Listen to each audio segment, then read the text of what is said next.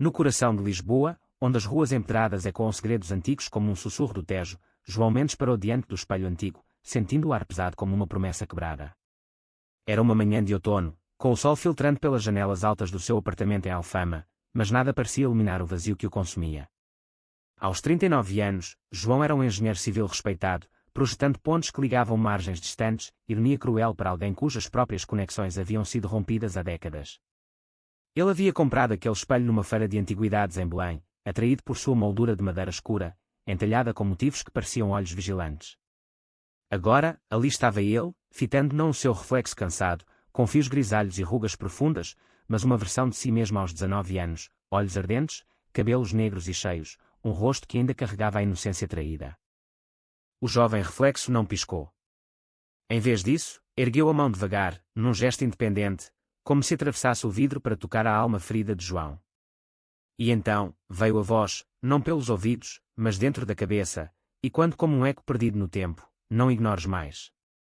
Eu sei o que o Miguel fez. E tu também sabes, no fundo. João recuou, o coração acelerando como as águas turbulentas do rio em dia de tempestade. Miguel, o nome que ele havia enterrado, junto com a dor da traição.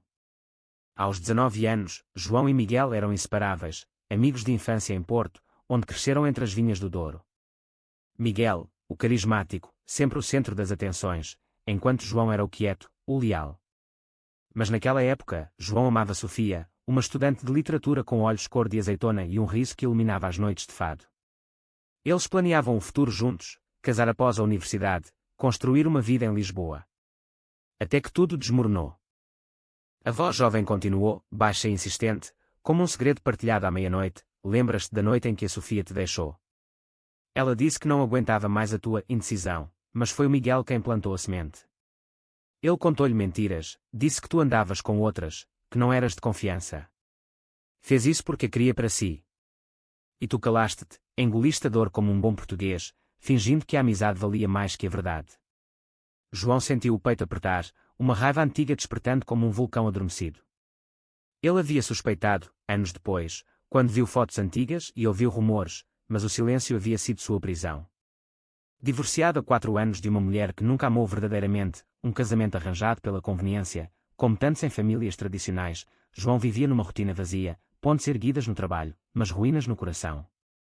O espelho, comprado por capricho, tornara-se o portal para essa ferida aberta. Nos dias seguintes, o fenômeno repetiu-se, sempre breve, mas cada vez mais intenso. João via o jovem si mesmo em momentos inesperados, ao vestir-se para o trabalho, ou à noite, quando a solidão pesava como um nevoeiro sobre o castelo de São Jorge. A voz voltava, densa de emoção, porque ficaste calado. O Miguel roubou-te a Sofia, casou com ela, construiu a vida que era tua. E tu? Deixaste-o prosperar, enquanto apodreces por dentro. João pesquisou o passado do espelho, descobrindo que pertencera a uma família nobre de Évora, herdeiros de intrigas antigas, onde traições eram resolvidas em duelos silenciosos. Nada explicava o impossível, mas a lógica já não importava, a dor sim.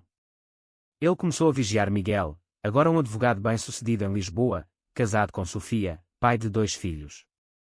Pelas redes sociais, via a vida perfeita, jantares em restaurantes finos, férias no Algarve, uma fachada que escondia a podridão. A tensão crescia devagar, como uma maré subindo.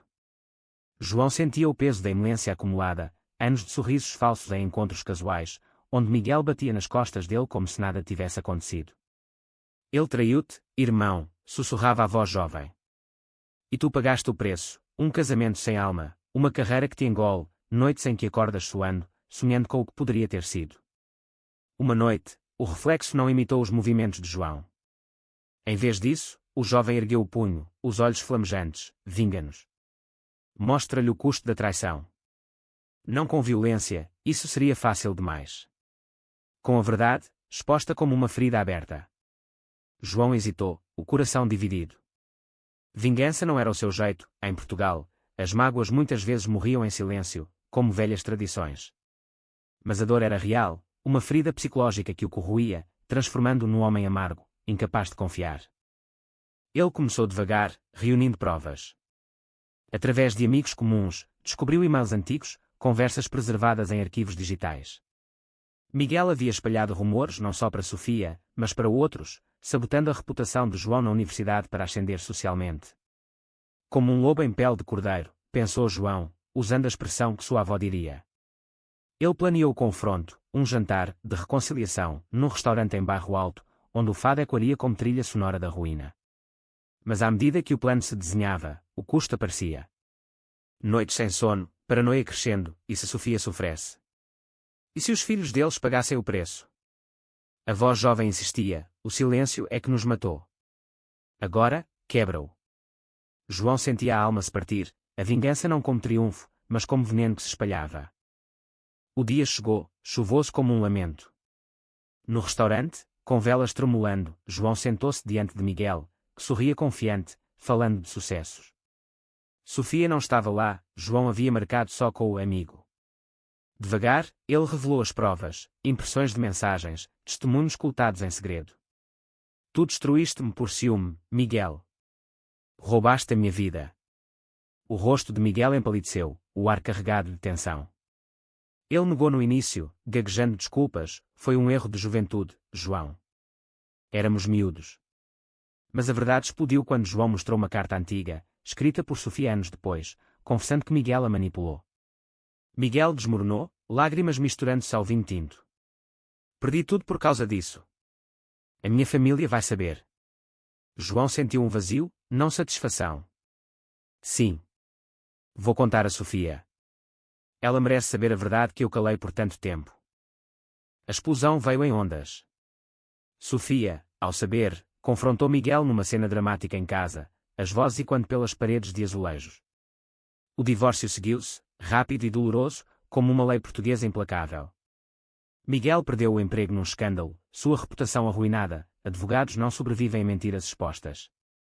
Mas João pagou caro, Sofia, ferida pela dupla traição, recusou-se a vê-lo, culpando-o por reviver o passado.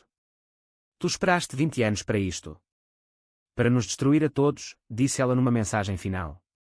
Os amigos viraram as costas, vendo João como o vingador amargo. Ele perdeu projetos no trabalho, isolado pela desconfiança. O espelho, agora silencioso, refletia apenas um homem quebrado, os olhos vazios. Meses depois, numa noite solitária, o jovem reflexo apareceu uma última vez. Conseguimos. Mas a que preço? A voz era triste, e quando o remorso? João assentiu, exausto. A vingança não curou a ferida, apenas a aprofundou, transformando dor em cicatrizes eternas. Ele vendeu o espelho numa feira em Sintra, para um jovem perdido, esperando que ele não pagasse o mesmo preço. Em Lisboa, João continuou a construir pontes, mas sabia que algumas quebras nunca se reparam. O silêncio voltara, mais pesado que nunca, um lembrete de que a traição não morre, ela apenas muda de forma, consumindo quem a persegue.